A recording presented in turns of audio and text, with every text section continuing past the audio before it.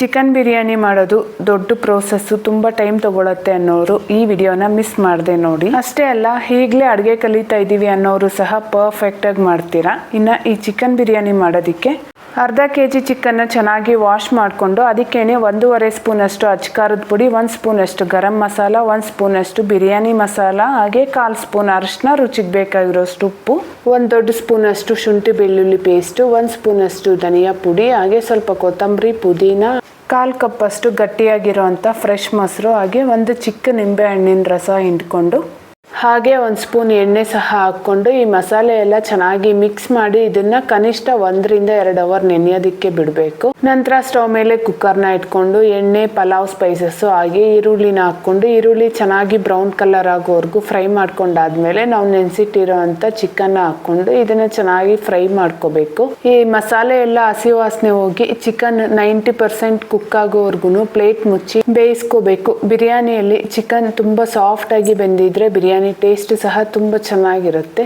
ನಂತರ 1.5 ಗ್ಲಾಸ್ ಅಕ್ಕಿಗೆ 2.5 ಗ್ಲಾಸ್ ನೀರು, ರುಚಿ ನೋಡ್ಕೊಂಡು ಬೇಕಾಗಿರೋಷ್ಟು ಉಪ್ಪು ಸಹ ಹಾಕೊಂಡು ಅರ್ಧ ಗಂಟೆ ನೆನೆಸಿಟ್ಟಿರೋ ಅಂತ ಬಾಸುಮತಿ ಅಕ್ಕಿ, ಕೊನೆಯಲ್ಲಿ ಒಂದು ಸ್ವಲ್ಪ ತುಪ್ಪ ಹಾಕಿ ಕುಕ್ಕರ್ ಮುಚ್ಚಳ ಮುಚ್ಚಿ 1 ವಿಷಲ್ ಕೂಗಿಸ್ಕೊಂಡ್ರೆ ಸಾಕು. Simple chicken biryani ready.